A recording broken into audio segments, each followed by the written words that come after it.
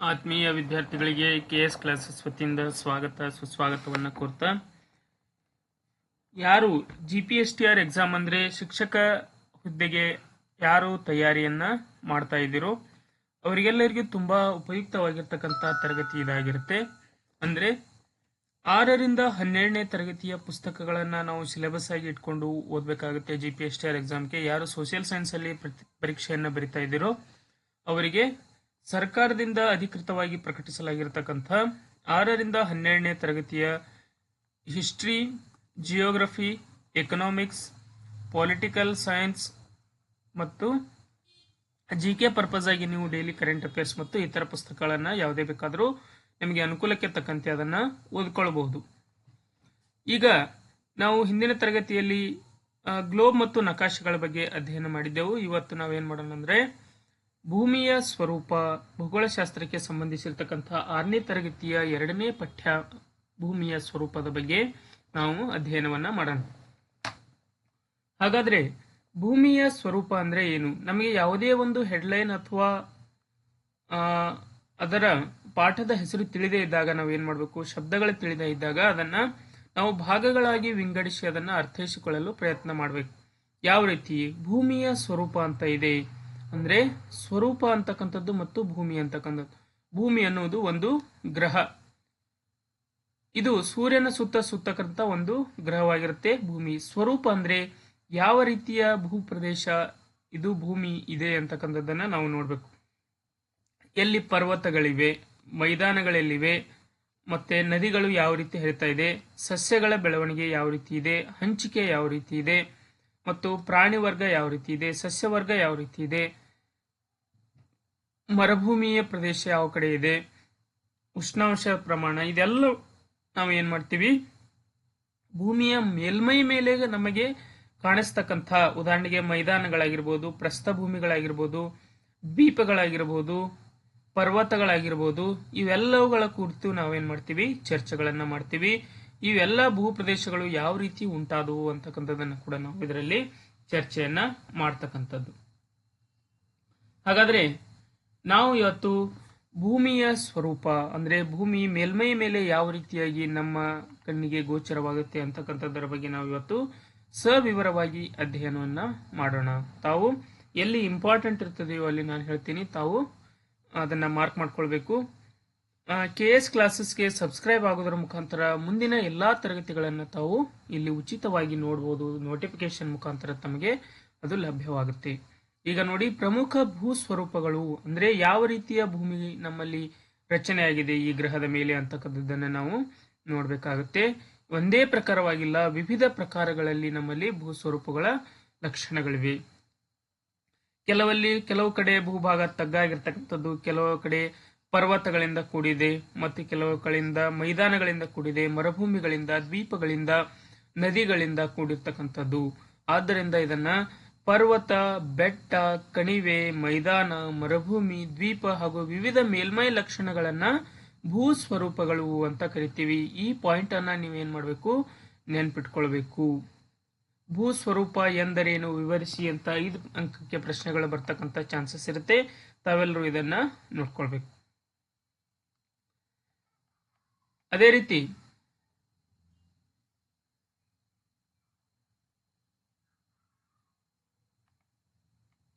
ಯಾವುದೇ ಭೂ ಸ್ವರೂಪ ಶಾಶ್ವತವಲ್ಲ, ಅದು ಬದಲಾಗ್ತಾ ಇರುತ್ತೆ. ಅಂದ್ರೆ ಯಾವ ರೀತಿ ಬದಲಾಗುತ್ತೆ? ಈಗ ಒಂದು ಶಿಲೆ ಇದ್ರೆ ಹಲವಾರು ವರ್ಷಗಳ ನಂತರ, ಸುಮಾರು 50-100 ವರ್ಷಗಳ ನಂತರ ಅದೇನಾಗುತ್ತೆ, ಭೂಮಿಯ ಮೇಲ್ಮೈನ ನಗ್ನೀಕರಣದ ಕರ್ತೃಗಳಂತ ಬರ್ತವೆ. ಉದಾಹರಣೆಗೆ ನೀರು ಆಗಿರ್ಬೋದು, ಗಾಳಿ, ಮಳೆ, ಉಷ್ಣಾಂಶ, ಇನ್ನಿತರ ಮಾನವನ ಹಸ್ತಕ್ಷೇಪ, ಇವೆಲ್ಲ ಕಾರಣಗಳಿಂದ ಶಿಲೆ ಏನಾಗುತ್ತೆ, ಅದು ಸವೆದು ತನ್ನ ರೂಪವನ್ನ ಚೇಂಜ್ ಮಾಡ್ಕೊಳ್ಳುತ್ತೆ. ಅದೇ ರೀತಿಯಾಗಿ ಭೂ ಮೇಲ್ಮೈನ ಯಾವುದೇ ಸ್ವರೂಪ ಕೂಡ ಅದು ಶಾಶ್ವತವಾಗಿ ಅದೇ ರೂಪವನ್ನು ಹೊಂದಿರುವುದಿಲ್ಲ, ಬದಲಾಗಿ ಅದು ಭೂ ನಗ್ನೀಕರಣದ ಕರ್ತೃಗಳಿಂದ, ಉದಾಹರಣೆಗೆ ನಾನು ಹೇಳಿದ್ದೀನಿ ನೀರು, ಗಾಳಿ, ಮಳೆ, ಮನುಷ್ಯನಿಂದ, ಅದು ಪ್ರಾಣಿಗಳಿಂದ ಅದು ತನ್ನ ಮೂಲ ಸ್ವರೂಪವನ್ನ ಬದಲಾಯಿಸಿಕೊಳ್ತಾ ಹೋಗುತ್ತೆ.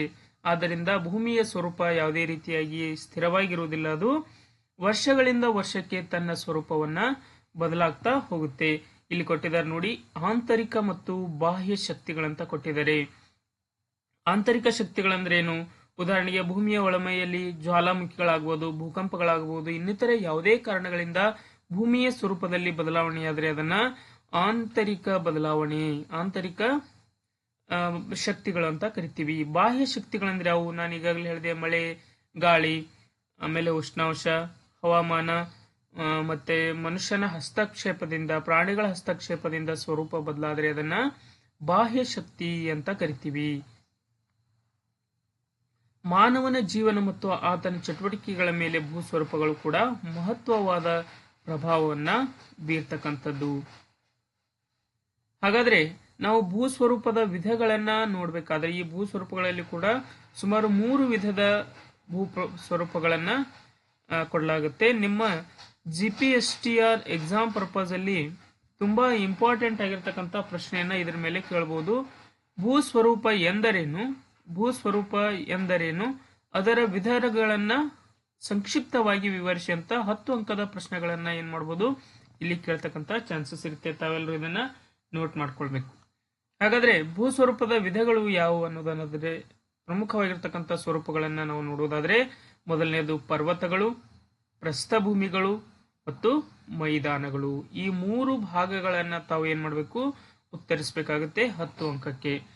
ಹಾಗಂದ್ರೆ ಏನು ಅನ್ನೋದನ್ನ ಮೂರು ಸ್ವರೂಪಗಳನ್ನ ಕೂಡ ಸ್ವಲ್ಪ ವಿವರಣೆ ಮಾಡಿ ಭೂಸ್ವರೂಪ ಎಂದರೇನು ಅದರ ವ್ಯಾಖ್ಯಾನವನ್ನು ಕೊಟ್ರೆ ನಿಮಗೆ 10 ಅಂಕಕ್ಕೆ ನೀವು ಮ್ಯಾಕ್ಸಿಮಮ್ ಮಾರ್ಕ್ಸ್ ಅನ್ನ ಪಡಿಬಹುದು. ಈಗ ಮೊದಲನೇದಾಗಿ ನೋಡೋಣ ಪರ್ವತಗಳು. ಭೂ ಮೇಲ್ಮೇಲಿನ ಸುತ್ತಲಿನ ಪ್ರದೇಶಗಳಿಂದ ಎತ್ತರವಾಗಿರ್ತಕ್ಕಂಥ ಮೇಲಕ್ಕೆತ್ತಲ್ಪಟ್ಟಿರ್ತಕ್ಕಂಥ ಭೂಭಾಗಗಳನ್ನ ನಾವೇನಂತ ಕರಿತೀವಿ, ಪರ್ವತಗಳಂತ ಕರಿತೀವಿ.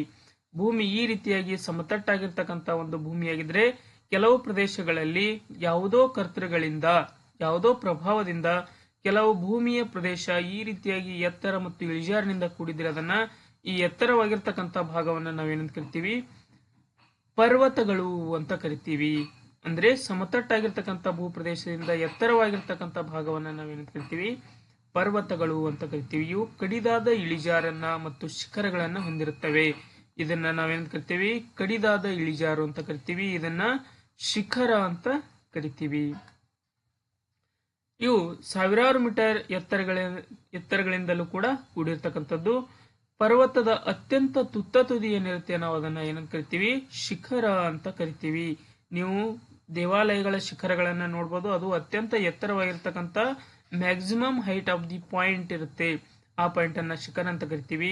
ಇಲ್ಲಿಯೂ ಕೂಡ ಒಂದು ಯಾವುದೇ ಪರ್ವತದ ಉನ್ನತವಾದ ಒಂದು ಭೂಪ್ರದೇಶ ಏನಿರ್ತದೆ, ಡೆಡ್ ಎಂಡ್ ಏನಿರುತ್ತಲ್ಲ ಅದನ್ನ ಶಿಖರ ಅಂತ ಕರಿತೀವಿ.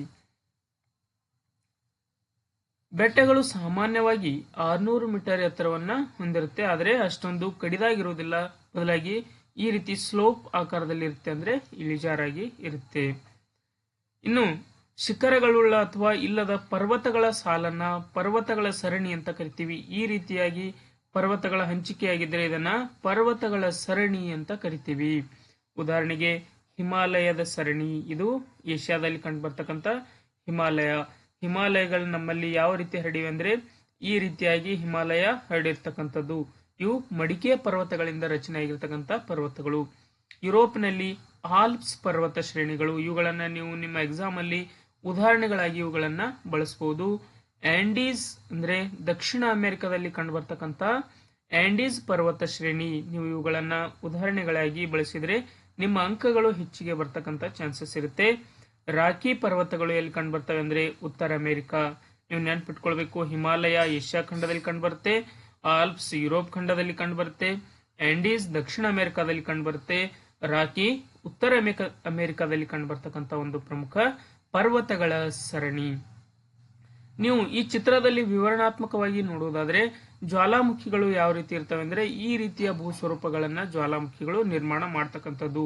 ಭೂಮಿಯ ಆಳದಲ್ಲಿ ಇರ್ತಕ್ಕಂಥ ಲಾವಾ ಮೇಲ್ ಬಂದು ವಾತಾವರಣಕ್ಕಾಗಿ ತಂಪು ಹೊಡೆದು ಅದು ಒಂದು ಪರ್ವತಾಕಾರದ ಒಂದು ಭೂಸ್ವರೂಪವನ್ನೇ ನಿರ್ಮಾಣ ಮಾಡುತ್ತೆ. ಇನ್ನು ಸಮತಲವಾಗಿರ್ತಕ್ಕಂಥ ಭೂಮಿಗಿಂತ ಸ್ವಲ್ಪ ಎತ್ತರ ಮಟ್ಟದಲ್ಲಿರ್ತಕ್ಕಂಥ ಮೈದಾನ ಪ್ರದೇಶವನ್ನ ನಾವೇನಂತ ಕರಿತೀವಿ, ಪ್ರಸ್ಥಭೂಮಿ ಅಂತ ಕರಿತೀವಿ.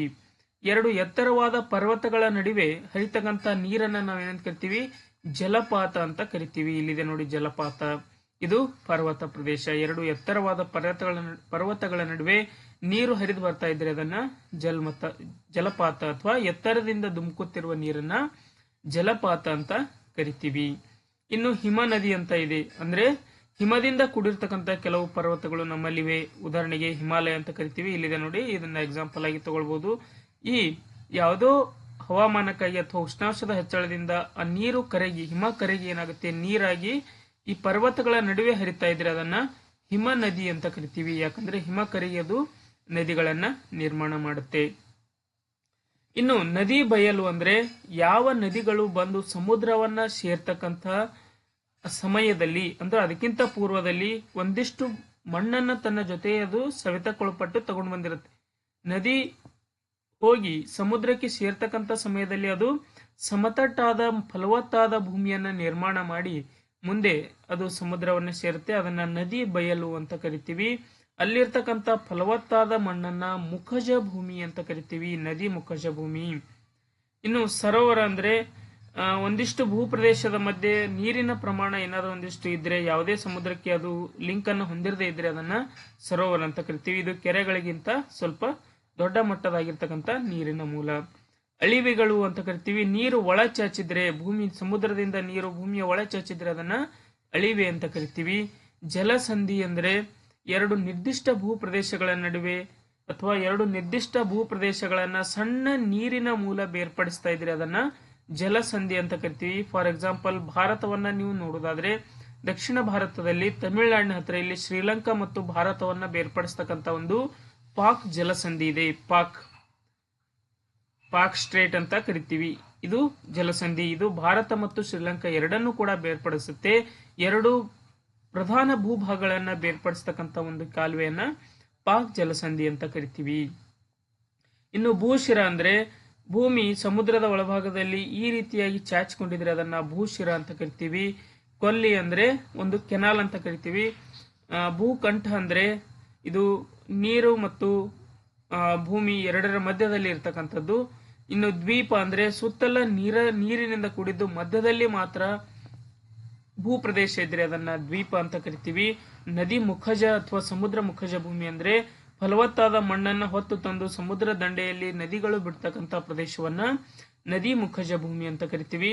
ಇದು ಲಗೂನ್ ಅಂದ್ರೆ ಸಮುದ್ರದ ನೀರು ಸ್ವಲ್ಪ ಪ್ರಮಾಣದಲ್ಲಿ ಒಳಭಾಗದಲ್ಲಿ ಬಂದು ಕೆರೆಯ ಆಕಾರದಲ್ಲಿ ಅಥವಾ ಸರೋವರದ ಆಕಾರದಲ್ಲಿ ತನ್ನ ಸ್ವರೂಪವನ್ನ ಬದಲಾಯಿಸಿಕೊಂಡಿದ್ರೆ ಅದನ್ನ ಲಗೂನ್ ಅಂತ ಕರಿತೀವಿ. ಇದು ಹಿನ್ನೀರಂದ್ರೆ ನೀರು ನದಿಯಲ್ಲಿ ಹೆಚ್ಚಾದ ಸಮಯದಲ್ಲಿ ನೀರು ಈ ರೀತಿಯಾಗಿ ಒಳ ಚಾಚಿಕೊಂಡಿದ್ರೆ ಅದನ್ನ ಹಿನ್ನೀರು ಅಂತ ಕರಿತೀವಿ.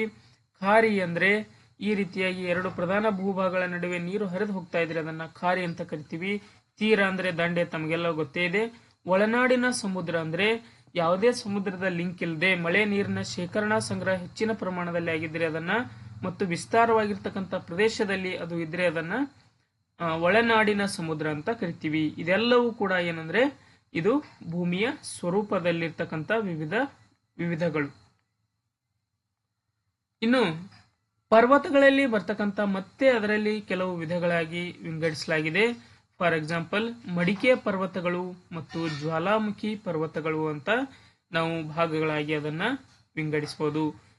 ಸಾಮಾನ್ಯವಾಗಿ ಕಠಿಣ ಶಿಲೆಗಳಿಂದ ಅವು ರಚನೆ ಆಗಿರುತ್ತೆ, ಮಡಿಕೆ ಪರ್ವತಗಳು ಮತ್ತು ಜ್ವಾಲಾಮುಖಿ ಪರ್ವತಗಳು.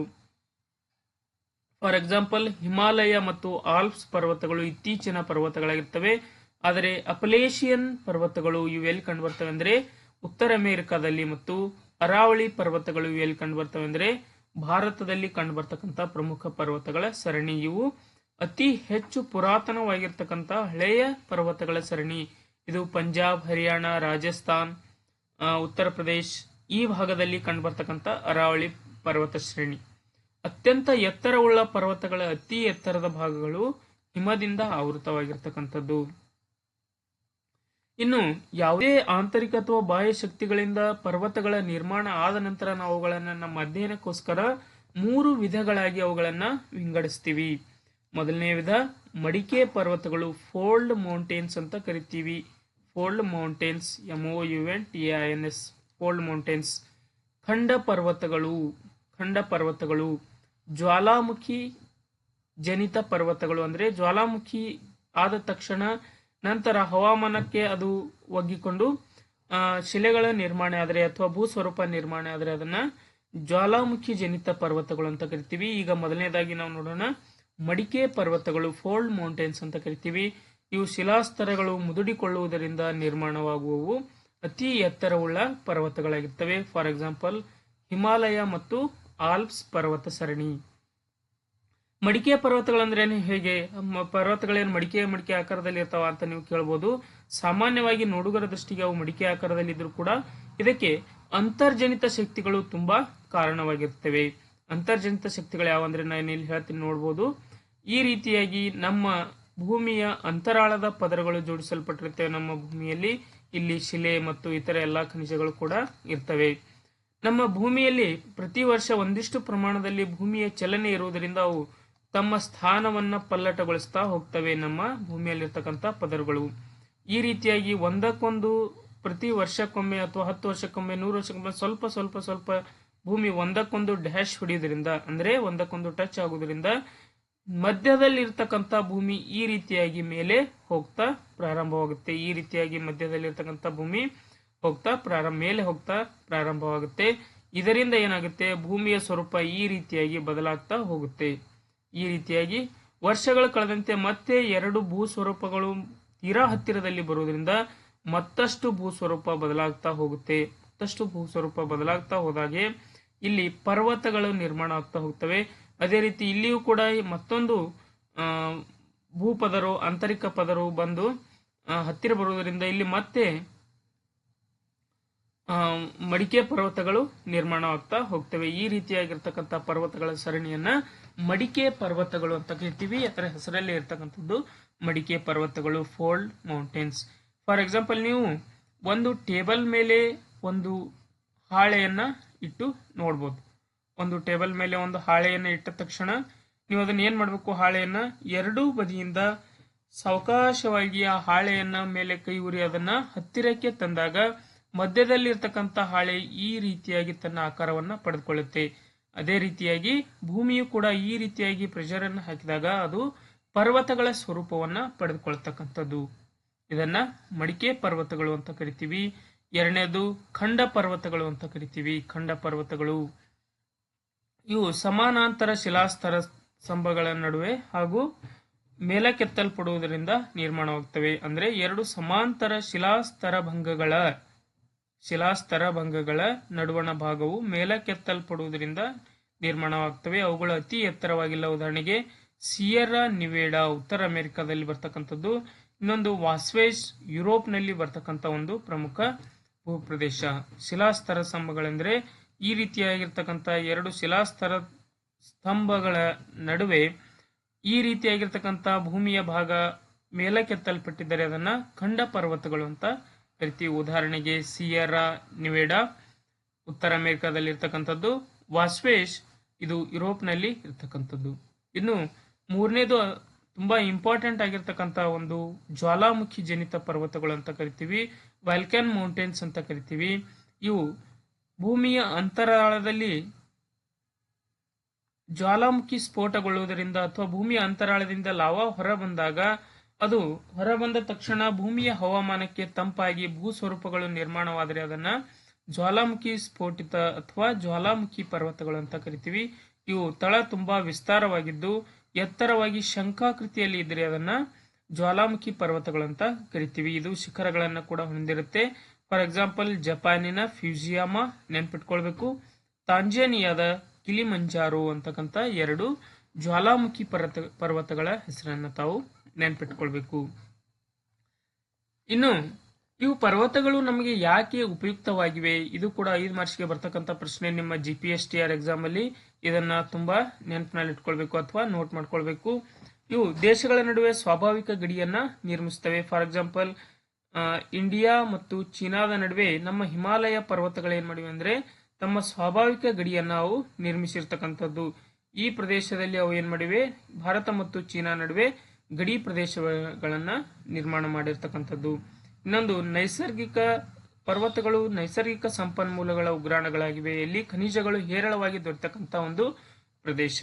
ಜಲವಿದ್ಯುತ್ ತಯಾರಿಕೆಯ ನೀರನ್ನ ಪೂರೈಸುತ್ತದೆ. ಅಂದ್ರೆ ಈ ಹಿಮಾಲಯ ಪರ್ವತಗಳೇನಿದಾವೆ ನಮ್ಮಲ್ಲಿ ಫಾರ್ ಎಕ್ಸಾಂಪಲ್ ಆಗಿ ತಗೊಂಡ್ರೆ ವರ್ಷ ಪೂರ್ತಿ ಅಲ್ಲಿ ಹುಟ್ಟತಕ್ಕಂತ ನದಿಗಳು ಹರಿಯುವುದರಿಂದ ನಾವು ಅದೇ ನೀರನ್ನ ವಿದ್ಯುತ್ತಿಗಾಗಿ ಏನ್ ಮಾಡ್ಕೊಳ್ಬಹುದು, ಬಳಕೆಯನ್ನ ಮಾಡ್ಕೊಳ್ಬಹುದು.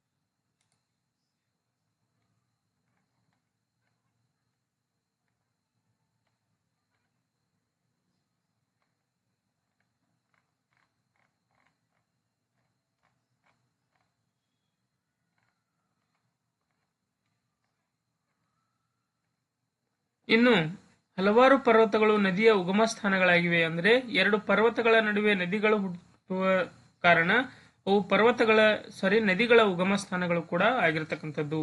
ವಾಯುಗುಣದ ಮೇಲೆ ಉತ್ತಮ ಪರಿಣಾಮವನ್ನು ಬೀರ್ತವೆ. ರಮಣೀಯವಾದ ದೃಶ್ಯಗಳನ್ನು ಹೊಂದಿದ್ದು ಪ್ರವಾಸಿ ತಾಣಗಳಾಗಿವೆ. ಫಾರ್ ಎಕ್ಸಾಂಪಲ್ ಜೋಗ್ ಫಾಲ್ಸ್ ಅಂತ ಕರಿತೀವಿ. ಇದು ಬೆಟ್ಟದಿಂದ ಕೆಳಗೆ ಬೀಳ್ತಕ್ಕಂಥ ನೀರಿನ ಮನಮೋಹಕವಾದ ದೃಶ್ಯವನ್ನ ನೋಡಲು ಪ್ರವಾಸಿಗರು ಬರ್ತಕ್ಕಂಥದ್ದು. ಇದರಿಂದ ಸರ್ಕಾರಕ್ಕೆ ಆದಾಯ ಕೂಡ ಹೆಚ್ಚಿನ ಪ್ರಮಾಣದಲ್ಲಿ ಬರುವುದರಿಂದ ಇದು ತುಂಬಾ ಪ್ರವಾಸೋದ್ಯಮಕ್ಕೆ ಹೆಚ್ಚು ಅನುಕೂಲವನ್ನು ಕಲ್ಪಿಸತಕ್ಕಂಥ ಕೆಲಸವನ್ನ ಈ ಪರ್ವತಗಳು ಮಾಡ್ತವೆ. ಇನ್ನು ಎರಡನೇದಾಗಿ ಪ್ರಸ್ಥಭೂಮಿಗಳ ಬಗ್ಗೆ ನಾವು ನೋಡುವುದಾದರೆ, ಪ್ರಸ್ಥಭೂಮಿಗಳು ಇವು ಸಮತಟ್ಟಾದ ಮೇಲ್ಭಾಗ ಮತ್ತು ಕಡಿದಾದ ಬದಿಗಳಿಂದ ಕೂಡಿರ್ತಕ್ಕಂಥದ್ದು. ಈ ರೀತಿಯಾಗಿ ಏನಾದರೂ ಭೂಪ್ರದೇಶ ನಿರ್ಮಾಣವಾಗಿದ್ರೆ ಇದನ್ನ ನಾವೇನಂತ ಕರಿತೀವಿ, ಇದನ್ನ ಪ್ರಸ್ಥಭೂಮಿ ಅಂತ ಕರಿತೀವಿ. ಇದನ್ನ ಪ್ರಸ್ಥಭೂಮಿ, ಇಲ್ಲಿ ಸಮತಟ್ಟಾದ ಮತ್ತು ಎತ್ತರವಾದ ಭೂಪ್ರದೇಶವಾಗಿರುತ್ತದೆ. ಆದ್ದರಿಂದ ಇದನ್ನ ಸಮತಟ್ಟಾದ ಪ್ರಸ್ಥಭೂಮಿ ಅಂತ ಕರಿತೀವಿ ಈ ಭಾಗವನ್ನ. ಇವುಗಳನ್ನ ಪೀಠಭೂಮಿಗಳೆಂದಲೂ ಕೂಡ ಕರೀತಾರೆ. ಪ್ರಸ್ಥಭೂಮಿಗಳು ಯಾವಾಗಲೂ ಸುತ್ತಲಿನ ಪ್ರದೇಶಗಳಿಗಿಂತ ಎತ್ತರವಾಗಿರ್ತವೆ. ನೀವು ಇಲ್ಲಿ ನೋಡಬಹುದು, ಸುತ್ತಲಿನ ಪ್ರದೇಶಗಳಿಗಿಂತ ಇದು ತುಂಬಾ ಎತ್ತರವಾಗಿರ್ತಕ್ಕಂಥ ಪ್ರದೇಶಗಳು ಮತ್ತು ಸಣ್ಣ ಪ್ರಮಾಣದ ಏರಿಳಿತಗಳನ್ನು ಹೊಂದಿರ್ತವೆ. ಪ್ರಸ್ಥಭೂಮಿಗಳು ವಿಶಾಲವಾಗಿರ್ತವೆ ಮತ್ತು ಫಾರ್ ಎಕ್ಸಾಂಪಲ್ ನೋಡುವುದಾದರೆ ದಕ್ಕನ್ ಪ್ರಸ್ಥಭೂಮಿ ನಮ್ಮ ಭಾರತದ ಒಂದು ಪ್ರಮುಖ ಉದಾಹರಣೆಯಾಗಿರ್ತಕ್ಕಂಥದ್ದು. ಇನ್ನಷ್ಟು ಉದಾಹರಣೆಗಳನ್ನ ನೋಡುವುದಾದರೆ ಟಿಬೇಟಿಯನ್ ಪ್ರಸ್ಥಭೂಮಿ ಅಂತ ಕರಿತೀವಿ. ಇದು ಜಗತ್ತಿನಲ್ಲಿಯೇ ಅತಿ ಎತ್ತರವಿರುವ ಪ್ರಸ್ಥಭೂಮಿಯಾಗಿದೆ. ಇದನ್ನ ಪ್ರಪಂಚದ ಮೇಲ್ಛಾವಣಿ ಅಂತಲೂ ಕೂಡ ಇದನ್ನ ಕರೀತಾರೆ. ನಿಮ್ಮ ಎಕ್ಸಾಮ್ ಪರ್ಪಸ್ ಆಗಿ ಇದು ತುಂಬಾ ಇಂಪಾರ್ಟೆಂಟ್ ಆಗಿರ್ತಕ್ಕಂಥ ಒಂದು ಮಾಹಿತಿ. ಯಾಕಂದ್ರೆ ಇಂತಹ ಉದಾಹರಣೆಗಳನ್ನ ನೀವು ನಿಮ್ಮ ಉತ್ತರದಲ್ಲಿ ಬರೆಯುವುದರಿಂದ ನಿಮ್ಮ ಸ್ಕೋರಿಂಗ್ ತುಂಬಾ ಹೆಚ್ಚಾಗತಕ್ಕಂಥ ಚಾನ್ಸಸ್ ಇರುತ್ತೆ. ಇಂತಹ ಉದಾಹರಣೆಗಳನ್ನ ತಾವು ಬರೀಬೇಕು. ಟಿಬೆಟ್ ಪ್ರಸ್ಥಭೂಮಿ ಇದು ಪ್ರಪಂಚದಲ್ಲಿಯೇ ಅತಿ ಎತ್ತರವಾಗಿರ್ತಕ್ಕಂಥ ಪ್ರಸ್ಥಭೂಮಿ. ಇದನ್ನ ಪ್ರಪಂಚದ ಮೇಲ್ಛಾವಣಿ ಅಂತ ಕರೀತಾರೆ. ಇನ್ನು ಪ್ರಸ್ಥಭೂಮಿಗಳು ಕಠಿಣ ಶಿಲೆಗಳಿಂದ ಕೂಡಿರ್ತವೆ. ಈ ಶಿಲೆಗಳು ಸಮೃದ್ಧ ಖನಿಜಗಳಿಂದ ಕೂಡಿರ್ತಕ್ಕಂಥದ್ದು. ಕರ್ನಾಟಕದ ನೈಋತ್ಯ ಭಾಗವು ಪ್ರಸ್ಥಭೂಮಿಯಿಂದ ಆವೃತವಾಗಿರ್ತಕ್ಕಂಥದ್ದು. ಅಂದ್ರೆ ನಾವು ನೋಡ್ಬೋದು, ಈ ಕಡೆ ಉಡುಪಿ, ಮಂಗಳೂರು, ಕಾರವಾರ, ದಕ್ಷಿಣ ಕನ್ನಡ, ಹಾಸನ ಈ ಕಡೆ ಭಾಗ ತುಂಬಾ ಪ್ರಸ್ಥಭೂಮಿಯಿಂದ ಕೂಡಿರ್ತಕ್ಕಂಥ ಒಂದು ಪ್ರದೇಶವಾಗಿದೆ. ಇನ್ನು ಅದರಲ್ಲಿಯೇ ಪ್ರಸ್ಥಭೂಮಿಯ ವಿಧಗಳನ್ನ ನಾವು ನೋಡುವುದಾದರೆ ಪ್ರಸ್ಥಭೂಮಿಯನ್ನ 3 ಪ್ರಕಾರಗಳಾಗಿ ವಿಂಗಡಿಸಲಾಗಿದೆ. ಮೊದಲನೆಯದು ಅಂತರ ಪರ್ವತ ಪ್ರಸ್ಥಭೂಮಿ, ಪರ್ವತಪಾದ ಪ್ರಸ್ಥಭೂಮಿ, ಮೂರನೇದು ಖಂಡಾಂತರ ಪ್ರಸ್ಥಭೂಮಿಗಳು ಅಂತ ಕರಿತೀವಿ. 3 ಭಾಗಗಳಾಗಿ ಇದರಲ್ಲಿ ವಿಂಗಡಿಸ್ತಕ್ಕಂಥದ್ದು. ಅಂತರ ಪರ್ವತ ಪ್ರಸ್ಥಭೂಮಿಗಳಂದ್ರೆ ಸುತ್ತಲೂ ಪರ್ವತ ಸರಣಿಗಳಿಂದ ಸುತ್ತುವರೆದಿರುತ್ತೆ. ಉದಾಹರಣೆಗೆ ಟಿಬೆಟ್ ಪ್ರಸ್ಥಭೂಮಿ ಏಷ್ಯಾ, ಬೊಲಿವಿಯಾ ಪ್ರಸ್ಥಭೂಮಿ ದಕ್ಷಿಣ ಅಮೆರಿಕ. ಇವೆರಡೂ ಉದಾಹರಣೆಗಳನ್ನ ತಾವು ನೆನ್ಪಿಟ್ಕೊಳ್ಬೇಕು. ಸುತ್ತಲೂ ಸರಣಿ ಪರ್ವತಗಳಿಂದ ಕೂಡಿರ್ತಕ್ಕಂಥ ಒಂದು ಪ್ರಸ್ಥಭೂಮಿ. ಇನ್ನು ಎರಡನೇದಾಗಿ ಪರ್ವತಪಾದ ಪ್ರಸ್ಥಭೂಮಿಗಳು ಅಂತ ಕರಿತೀವಿ. ಒಂದು ಕಡೆ ಪರ್ವತಗಳಿಂದಲೂ ಮತ್ತು ಇನ್ನೊಂದು ಕಡೆ ಮೈದಾನಗಳಿಂದಲೂ ಅಥವಾ ಸಾಗರಗಳಿಂದಲೂ ಸುತ್ತುವರೆದಿದ್ದರೆ ಅದನ್ನ ಪರ್ವತಪಾದ ಪ್ರಸ್ಥಭೂಮಿಗಳಂತ ಕರಿತೀವಿ. ಉದಾಹರಣೆಗೆ ಪಟಗೋನಿಯಾ ಪ್ರಸ್ಥಭೂಮಿ ಇದೆಲ್ಲಿ ಕಂಡು ಬರುತ್ತೆ ಅಂದ್ರೆ ದಕ್ಷಿಣ ಅಮೆರಿಕದಲ್ಲಿ ಕಂಡು ಬರ್ತಕ್ಕಂಥ ಪರ್ವತಪಾದ ಪ್ರಸ್ಥಭೂಮಿಗೆ ಒಂದು ಉತ್ತಮ ಉದಾಹರಣೆ. ಇನ್ನು ಮೂರನೇದು ಖಂಡಾಂತರ ಪ್ರಸ್ಥಭೂಮಿಗಳಂತ ಕರಿತೀವಿ. ಖಂಡಾಂತರ ಭಾಗ ಮೇಲಕ್ಕೆತ್ತುವಿಕೆ ಅಥವಾ ಶಿಲಾಪಾಕದ ಹರಡುವಿಕೆಯಿಂದ ಇವು ನಿರ್ಮಾಣವಾಗಿರುತ್ತೆ. ವಾಯುವ್ಯ ದಕ್ಕನ್ ಪ್ರಸ್ಥಭೂಮಿ ಭಾರತದಲ್ಲಿರ್ತಕ್ಕಂಥ ಒಂದು ಉತ್ತಮ ಉದಾಹರಣೆಯಾಗಿದೆ. ಅವುಗಳು ನೆನ್ಪಿಟ್ಕೊಳ್ಬೇಕಾಗಿರ್ತಕ್ಕಂಥ ವಿಷಯ ಏನಂದ್ರೆ 5 ಅಂಕಕ್ಕೆ ಬರ್ತಕ್ಕಂಥ ಚಾನ್ಸಸ್ ಇರುತ್ತೆ. ಪ್ರಸ್ಥಭೂಮಿಯ ವಿಧಗಳನ್ನ ವಿವರವಾಗಿ ವಿವರಿಸಿ ಅಂತ 5 ಮಾರ್ಕ್ಸ್ಗೆ ಬರ್ತಕ್ಕಂಥ ಚಾನ್ಸಸ್ ಇರುತ್ತೆ. ತಾವೆಲ್ಲರೂ ಇದನ್ನ ನೋಟ್ ಮಾಡ್ಕೊಳ್ಬೇಕು.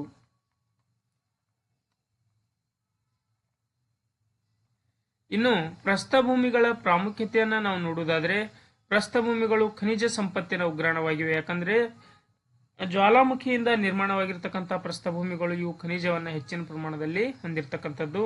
ಜಲ ವಿದ್ಯುತ್ ಶಕ್ತಿ ಉತ್ಪಾದನೆಗೆ ಕೂಡ ಇವು ಹೆಚ್ಚು ಉಪಯುಕ್ತವಾಗಿವೆ. ಫಲವತ್ತಾದ ಮಣ್ಣನ್ನು ಹೊಂದಿದ್ದು ಕೃಷಿಗೆ ಹೆಚ್ಚು ಪೂರಕವಾಗಿರ್ತವೆ. ಪ್ರಾಣಿಗಳನ್ನ ಸಾಕಲು ಕೂಡ ಇವು ಉಪಯುಕ್ತವಾಗಿರ್ತಕ್ಕಂಥ ಪ್ರಸ್ಥಭೂಮಿಗಳು.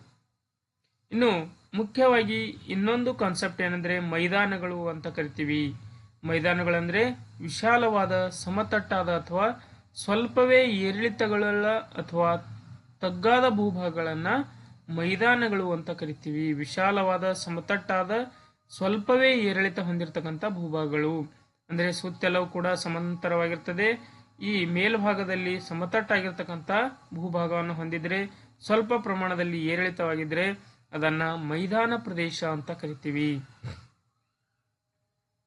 ಬಹಳಷ್ಟು ಮೈದಾನಗಳು ನಮ್ಮ ಭಾರತದಲ್ಲಿ ನದಿಗಳು ಸವಿಸಿರ್ತಕ್ಕಂಥ ಸಾಗಿಸಿ ತಂದ ಫಲವತ್ತಾದ ಮಣ್ಣಿನಿಂದ ಇವು ಕೂಡಿರ್ತಕ್ಕಂಥದ್ದು. ಎಲ್ಲಿ ಕಂಡು ಬರ್ತವೆ ಜಾಸ್ತಿ ಅಂದ್ರೆ ಹಿಮ ನದಿ, ಮಾರುತ ಮತ್ತು ಅಲೆಗಳ ಕಾರ್ಯಗಳಿಂದ ಇವು ರಚನೆಯಾಗಿರ್ತಕ್ಕಂಥದ್ದು. ನದಿ ಕಣಿವೆ ಅಥವಾ ಸಮುದ್ರ ತೀರಗಳ ಮಧ್ಯದಲ್ಲಿ ಅಥವಾ ಸಮುದ್ರ ತೀರ ಪ್ರದೇಶದಲ್ಲಿ ಇವು ಹೆಚ್ಚಾಗಿ ಕಂಡು ಬರ್ತಕ್ಕಂಥದ್ದು. ಫಾರ್ ಎಕ್ಸಾಂಪಲ್ ನಮ್ಮಲ್ಲಿ ಗಂಗಾ ನದಿ ಬಯಲು ಅಂತ ಕರಿತೀವಿ.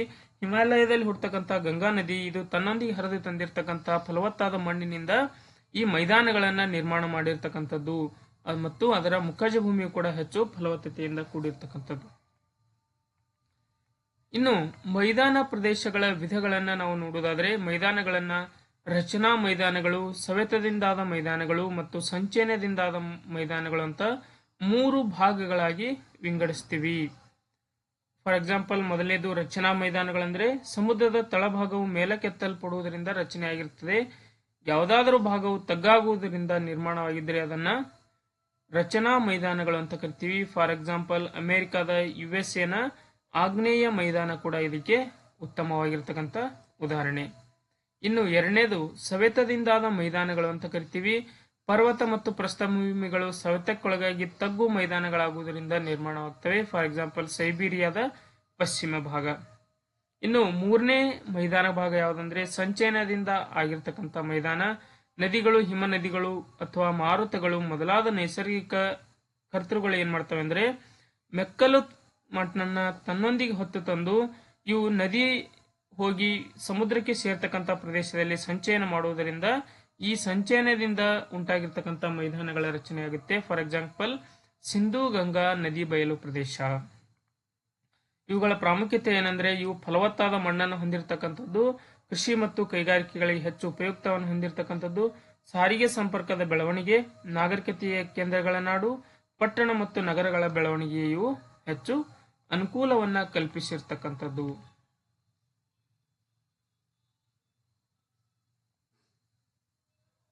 ಇನ್ನು ಮತ್ತೊಂದು ವಿಶೇಷವಾಗಿರ್ತಕ್ಕಂಥ ಕಾನ್ಸೆಪ್ಟ್ ಏನಂದ್ರೆ ಮರುಭೂಮಿಗಳು ಅಂತ ಕರಿತೀವಿ. ಮರುಭೂಮಿಗಳು ಅಂದ್ರೆ ಇವು ಹೆಚ್ಚು ಉಷ್ಣಾಂಶ ಮತ್ತು ಕಡಿಮೆ ತೇವಾಂಶದಿಂದ ಕೂಡಿರ್ತಕ್ಕಂಥ ಭೂ ಸ್ವರೂಪಗಳಾಗಿರ್ತವೆ. ಮೈದಾನಗಳು ಹೆಚ್ಚು ಮೇಲ್ಮೈ ಲಕ್ಷಣಗಳಿಂದ ಈ ಪರ್ವತ, ಪ್ರಸ್ಥಭೂಮಿ ಮತ್ತು ಮೈದಾನಗಳು ಪರಸ್ಪರ ಭಿನ್ನವಾಗಿರ್ತಕ್ಕಂಥದ್ದು. ಕನಿಷ್ಠ ಪ್ರಮಾಣದ ಮಳೆಯನ್ನು ಪಡಿತಕ್ಕಂಥ ಪ್ರದೇಶವನ್ನ ನಾವೇನಂತ ಕರಿತೀವಿ, ಮರುಭೂಮಿಗಳು ಅಂತ ಕರಿತೀವಿ. ಹಗಲಿನ ವೇಳೆಯಲ್ಲಿ ಇಲ್ಲಿ ಏನಿರುತ್ತೆ, ಹೆಚ್ಚು ಶಾಖದಿಂದ ಕೂಡಿದರೆ ರಾತ್ರಿ ವೇಳೆಯಲ್ಲಿ ಹೆಚ್ಚು ತಂಪಾದ ವಾಯುಗುಣವನ್ನ ಇದು ಹೊಂದಿರುತ್ತೆ. ಆದ್ದರಿಂದ ಮರುಭೂಮಿ ಒಂದು ವಿಸ್ತಾರವಾದ ಶುಷ್ಕ ಪ್ರದೇಶ ಅಂತ ಇದನ್ನ ಕರಿತೀವಿ. ಭೂಮಿಯಲ್ಲಿ 1/5 ಭಾಗ ಮರುಭೂಮಿಗಳಿಂದ ಆವೃತವಾಗಿದೆ ಅಂತ ತಾವೆಲ್ಲರೂ ತಿಳ್ಕೊಳ್ಬೇಕಾಗಿರ್ತಕ್ಕಂಥ ವಿಷಯ. ಮರುಭೂಮಿಗಳೇ ಇಲ್ಲದ ಪ್ರದೇಶಗಳು ಯಾವಂದ್ರೆ ಒಂದು ಅಂಟಾರ್ಟಿಕಾ, ಇನ್ನೊಂದು ಯುರೋಪ್. ಇವೆರಡೂ ಖಂಡಗಳಲ್ಲಿ ಮರುಭೂಮಿಗಳೇ ಇಲ್ಲ. ಆದ್ದರಿಂದ ಇದನ್ನ ಮರುಭೂಮಿಗಳಿಲ್ಲದ ಖಂಡಗಳು ಅಂತ ಇವೆರಡನ್ನ ಕರಿತೀವಿ. ಪ್ರಪಂಚದಲ್ಲಿ ಅತಿ ವಿಸ್ತಾರವಾಗಿರ್ತಕ್ಕಂತಹ ಮರುಭೂಮಿ ಯಾವುದಂದ್ರೆ ಸಹರಾ ಮರುಭೂಮಿ. ಪ್ರಪಂಚದಲ್ಲಿ ಅತಿ ವಿಶಾಲವಾಗಿರ್ತಕ್ಕಂತಹ ಒಂದು ಮರುಭೂಮಿ ಪ್ರದೇಶವಾಗಿರುತ್ತೆ. ಇನ್ನು ಒಯಸಿಸ್ ಅಂತಕ್ಕಂಥ ಒಂದು ಕಾನ್ಸೆಪ್ಟ್ ಬಂದಿದೆ. ಮರುಭೂಮಿಯಲ್ಲಿರ್ತಕ್ಕಂಥ ನೀರಿನ ಮೂಲವನ್ನ ಅಥವಾ ಸಸ್ಯ ಮೂಲವನ್ನ ಅಲ್ಲಿರ್ತಕ್ಕಂಥ ನೀರು ದೊರೀತಾ ಇದ್ರೆ ಅದನ್ನ ಒಯಸಿಸ್ ಅಂತ ಕರಿತೀವಿ. ಇದರ ವ್ಯಾಖ್ಯಾನವನ್ನ ನೋಡಬಹುದು.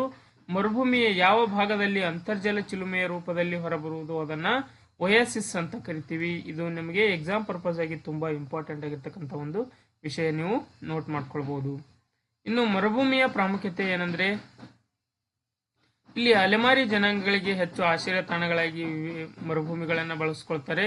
ಇಲ್ಲಿ ಈಜಿಪ್ಟಿನ ನೈಲ್ ನದಿ ಕಣಿವೆ, ಕೆಲವು ಮರುಭೂಮಿಗಳು ಸಮುದ್ರ ಖನಿಜ ಸಂಪತ್ತನ್ನ ಹೊಂದಿರತಕ್ಕಂಥದ್ದು. For example Saudi Arabia, Kuwait petroleum ನಿಕ್ಷೇಪಗಳು ಇತ್ಯಾದಿ ಕೂಡ ಇಲ್ಲಿ ಪ್ರಾಮುಖ್ಯತೆಯನ್ನ ಹೊಂದಿರತಕ್ಕಂಥದ್ದು. ಇನ್ನು ಮತ್ತೊಂದು ವಿಶೇಷವಾಗಿರ್ತಕ್ಕಂಥ ಅಂಶ ಏನಂದ್ರೆ ದ್ವೀಪಗಳು ಅಂತ ಕರಿತೀವಿ. ಸಾಗರ, ಸಮುದ್ರ ಮತ್ತು ಸರೋವರ ಅಥವಾ ನದಿಗಳಲ್ಲಿ ಇರ್ತಕ್ಕಂಥ ಚಿಕ್ಕ ಭೂಭಾಗ, ಸುತ್ತೆಲ್ಲ ನೀರಿನಿಂದ ಆವೃತವಾಗಿರ್ತಕ್ಕಂಥ ಚಿಕ್ಕ ಭೂಭಾಗವನ್ನ ದ್ವೀಪಗಳು ಅಂತ ಕರಿತೀವಿ. ಚಿಕ್ಕ ದ್ವೀಪಗಳನ್ನ ಕಿರು ದ್ವೀಪ ಕೂಡ ಎನ್ನುವರು. ನದಿ ಮತ್ತು ಸರೋವರಗಳ ನಡುವಿನ ದ್ವೀಪಗಳಿಗೆ ನಡುಗಡ್ಡೆಗಳು ಅಂತಲೂ ಕೂಡ ಕರೀತಾರೆ. ಫಾರ್ ಎಕ್ಸಾಂಪಲ್ ಟಿಯರ್, ಡೆಲ್ಫಿಗೋ ಮತ್ತು ಇಂಡೋನೇಷಿಯಾ ಒಂದು ದ್ವೀಪ ರಾಷ್ಟ್ರಗಳಾಗಿರ್ತಕ್ಕಂಥದ್ದು. ಭೌಗೋಳಿಕ ದೃಷ್ಟಿಯಲ್ಲಿ ದ್ವೀಪಗಳ ಗುಂಪನ್ನ ದ್ವೀಪಸ್ತೋಮ ಅಂತ ಕರಿತೀವಿ. ಇದು ತುಂಬಾ ಇಂಪಾರ್ಟೆಂಟ್, ಇದನ್ನ ಕೇಳಬಹುದು ಒಂದ್ ಮಾರ್ಕ್ಸ್ಗೆ. ದ್ವೀಪಸ್ತೋಮ ಎಂದರೇನು ಅಂತ ಕೂಡ ಇದನ್ನ ಕರಿಬಹುದು. ನೀವು ಚಿತ್ರದಲ್ಲಿ ನೋಡಬಹುದು, ಸುತ್ತೆಲ್ಲವೂ ಕೂಡ ನೀರಿನಿಂದ ಆವೃತವಾಗಿರ್ತಕ್ಕಂಥದ್ದು, ಮಧ್ಯದಲ್ಲಿ ಮಾತ್ರ ಭೂಭಾಗದಿಂದ ಆವರಿಸಿರ್ತಕ್ಕಂಥದ್ದು. ಇದನ್ನ ನಾವು ದ್ವೀಪ ಪ್ರದೇಶ, ಐಸ್ಲ್ಯಾಂಡ್ಸ್ ಅಂತ ಕರಿತೀವಿ. ಇನ್ನು ದ್ವೀಪದ ವಿಧಗಳನ್ನ ನಾವು ನೋಡುವುದಾದ್ರೆ ಖಂಡಾಂತರ ದ್ವೀಪಗಳು ಮತ್ತು ಸಾಗರಿಕ ದ್ವೀಪಗಳಂತ ಎರಡು ಭಾಗಗಳನ್ನ ಇದರಲ್ಲಿ ಮಾಡಲಾಗಿರ್ತಕ್ಕಂಥದ್ದು. ಖಂಡಾಂತರ ದ್ವೀಪಗಳಂದ್ರೆ ಖಂಡದ ಪ್ರಧಾನ ಭೂಭಾಗದಿಂದ ಪ್ರತ್ಯೇಕಗೊಂಡು ನಿರ್ಮಾಣವಾಗಿರ್ತಕ್ಕಂಥ ದ್ವೀಪಗಳನ್ನ ಖಂಡಾಂತರ ದ್ವೀಪಗಳು ಅಂತ ಕರಿತೀವಿ. ಫಾರ್ ಎಕ್ಸಾಂಪಲ್ ಗ್ರೀನ್ಲ್ಯಾಂಡ್, ಐಸ್ಲ್ಯಾಂಡ್ ಇತ್ಯಾದಿಗಳು. ಇನ್ನು ಸಾಗರಿಕ ದ್ವೀಪಗಳು ಅಂದರೆ ಬಹುಮುಖ್ಯವಾಗಿ ಜ್ವಾಲಾಮುಖಿಗಳ ವಸ್ತುಗಳಿಂದ ಸಾಗರಗಳ ಮಧ್ಯದಲ್ಲಿ ನಿರ್ಮಾಣಗೊಂಡಿದ್ರೆ ಅವುಗಳನ್ನ ಸಾಗರಿಕ ದ್ವೀಪಗಳಂತ ಕರಿತೀವಿ. ಇದಕ್ಕೆ ಉದಾಹರಣೆ ಅಂದ್ರೆ ಸುಮಾತ್ರ, ಇಂಡೋನೇಷ್ಯಾದ ಸುಮಾತ್ರ ದ್ವೀಪ ಪ್ರದೇಶ. ಹವಳದ ಹರಳುಗಳಿಂದ ಕಟ್ಟಲ್ಪಟ್ಟ ದಿಣ್ಣೆಗಳನ್ನ ಹವಳ ದಿಣ್ಣೆಗಳು ಅಂತ ಕರಿತೀವಿ. For example Lakshadweep. ಇನ್ನು ಅಂಡಮಾನ್ ಮತ್ತು ನಿಕೋಬಾರ್ ಹಾಗೂ ಲಕ್ಷದ್ವೀಪಗಳು ಭಾರತದ ಪ್ರಮುಖವಾಗಿರ್ತಕ್ಕಂಥ 3 ದ್ವೀಪ ಪ್ರದೇಶಗಳಾಗಿವೆ. ಅಂಡಮಾನ್, ನಿಕೋಬಾರ್, ಲಕ್ಷದ್ವೀಪ ಇವು ಪ್ರಮುಖವಾಗಿರ್ತಕ್ಕಂಥ ದ್ವೀಪಗಳು. ಉದಾಹರಣೆಗೆ ಕರ್ನಾಟಕದಲ್ಲಿ ಇರ್ತಕ್ಕಂಥ ಪ್ರಮುಖ ದ್ವೀಪಗಳು ಯಾವಂದ್ರೆ ಸೈಂಟ್ ಮೇರೀಸ್, ಕೊಕೊನಟ್ ಐಲ್ಯಾಂಡ್ ಅಂತ ಇದನ್ನ ಕರಿತೀವಿ. ಇನ್ನು ದ್ವೀಪಗಳ ಮಹತ್ವವನ್ನ ನೋಡುವುದಾದ್ರೆ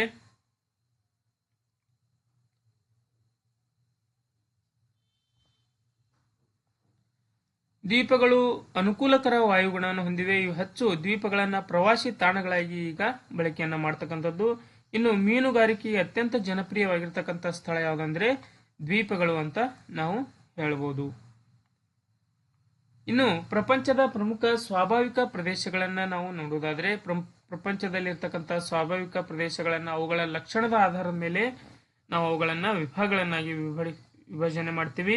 ಇದರ ಸ್ವಾಭಾವಿಕ ಪ್ರದೇಶದ ಅರ್ಥ ಅಥವಾ ವ್ಯಾಖ್ಯಾನವನ್ನ ನೋಡುವುದಾದ್ರೆ ಒಂದೇ ರೀತಿಯ ಪ್ರಾಕೃತಿಕ ಲಕ್ಷಣಗಳನ್ನು ಹೊಂದಿರುವ ಭೂಭಾಗವನ್ನ ಎಲ್ಲ ಸೇರಿಸಿ ನಾವೇನ್ ಕರಿತೀವಿ ಸ್ವಾಭಾವಿಕ ಪ್ರದೇಶಗಳು ಅಂತ ಕರಿತೀವಿ. ನೀವು ಇದನ್ನ ನೋಟ್ ಮಾಡ್ಕೊಳ್ಬೇಕು. ನಿಮ್ಮ GPSTR ಎಕ್ಸಾಮ್ ಪರ್ಪಸ್ ಅಲ್ಲಿ ತುಂಬಾ ಇಂಪಾರ್ಟೆಂಟ್ ಆಗಿರ್ತಕ್ಕಂಥ ಒಂದು ಪ್ರಶ್ನೆ.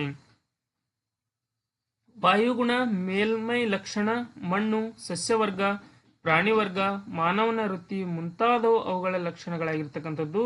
ಇವು ಒಂದೇ ಪ್ರದೇಶದಲ್ಲಿದ್ರೂ ಕೂಡ ವ್ಯತ್ಯಾಸಗಳನ್ನ ಹೊಂದಿರತಕ್ಕಂಥದ್ದು. ಇನ್ನು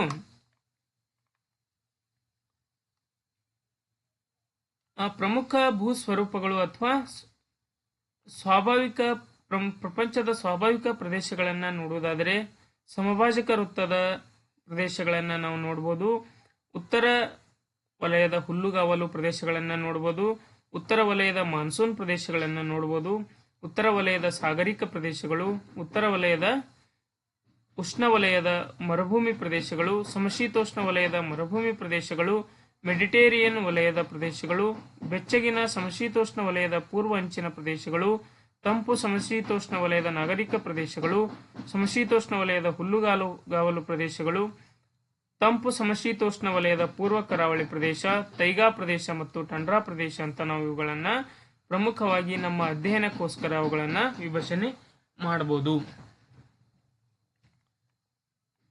ಇನ್ನು ವಾಯುಗುಣವನ್ನು ಆಧರಿಸಿ ಭೂ ಮೇಲ್ಮೈಯನ್ನು ಅನೇಕ ಸ್ವಾಭಾವಿಕ ಪ್ರದೇಶಗಳಾಗಿ ವಿಂಗಡಣೆ ಮಾಡಲಾಗಿದೆ. ಪ್ರಮುಖ ಸ್ವಾಭಾವಿಕ ಪ್ರದೇಶಗಳು ಯಾವುವು ಅಂದ್ರೆ ಒಂದು ಸಂಭಾಜಕ ವೃತ್ತ ಪ್ರದೇಶಗಳು ಅಥವಾ ಅಮೆಜಾನ್ ಮಾದರಿ ಅಂತವುಗಳನ್ನ ಕರಿತೀವಿ. ಇದನ್ನ ನೆನ್ಪಿಟ್ಕೊಳ್ಬೇಕು. ಇನ್ನು ಸುಡಾನ್ ಮಾದರಿಯ ವಾಯುಗುಣ ಯಾವುದಕ್ಕೆ ಕರಿತೀವಿ ಅಂದ್ರೆ ಉಷ್ಣವಲಯದ ಹುಲ್ಲುಗಾವಲನ್ನ ಸುಡಾನ್ ಮಾದರಿಯ ವಾಯುಗುಣ ಅಂತ ಕರಿತೀವಿ. ಉಷ್ಣವಲಯದ ಮಾನ್ಸೂನ್ ಪ್ರದೇಶಗಳು, ಉಷ್ಣವಲಯದ ಸಾಗರಿಕ ಪ್ರದೇಶಗಳು, ಉಷ್ಣವಲಯದ ಮರುಭೂಮಿ ಪ್ರದೇಶಗಳು ಅಥವಾ ಸಹರಾ ಮರುಭೂಮಿ ಪ್ರದೇಶ ಅಂತ ಕರಿತೀವಿ. ಸಮಶೀತೋಷ್ಣ ವಲಯದ ಮರುಭೂಮಿಗಳು, ಮೆಡಿಟೇರಿಯನ್ ಪ್ರದೇಶಗಳು ಅಂತ ಕರಿತೀವಿ. ಬೆಚ್ಚಗಿನ ಸಮಶೀತೋಷ್ಣ ವಲಯದ ಪೂರ್ವ ಅಂಚಿನ ಪ್ರದೇಶಗಳು ಅಥವಾ ಚೀನಾ ಮಾದರಿಯ ವಾಯುಗುಣದ ಪ್ರದೇಶಗಳಂತ ಕರಿತೀವಿ. ತಂಪು ಸಮಶೀತೋಷ್ಣ ವಲಯದ ಸಾಗರಿಕ ಪ್ರದೇಶಗಳು, ಇದು ಪಶ್ಚಿಮ ಯುರೋಪಿನ ಮಾದರಿಯನ್ನು ಹೊಂದಿರತಕ್ಕಂಥದ್ದು. ಇನ್ನು ಪ್ರೈರಿ ಮಾದರಿ ಅಂತ ಕರಿತೀವಿ. ಸೇಂಟ್ಸ್ ಲಾರೆನ್ಸ್ ಮಾದರಿ ಅಂತ ಕರಿತೀವಿ ಕರಾವಳಿ ಪ್ರದೇಶಗಳನ್ನ. ಶೀತ ಖಂಡಾಂತರ ಪ್ರದೇಶಗಳು ಅಥವಾ ಟೈಗಾ ಪ್ರದೇಶಗಳಂತ ಕರಿತೀವಿ. ಟಂಡ್ರಾ ಪ್ರದೇಶಗಳು ಅಥವಾ ಶೀತ ಮರುಭೂಮಿ ಅಂತ ಕೂಡ ಇದನ್ನ ಕರಿತೀವಿ. ಇಲ್ಲಿಗೆ ಸಂಬಂಧಿಸಿರ್ತಕ್ಕಂತಹ 2ನೇ ಅಧ್ಯಾಯದ ಮುಕ್ತಾಯ ಆಗುತ್ತೆ. ಇನ್ನು ಮುಂದಿನ ತರಗತಿಗಾಗಿ ನೀವು KS ಕ್ಲಾಸಸ್ ಅಂತಕ್ಕಂಥ ಯೂಟ್ಯೂಬ್ ಚಾನೆಲ್ನ ಸಬ್ಸ್ಕ್ರೈಬ್ ಮಾಡಿ.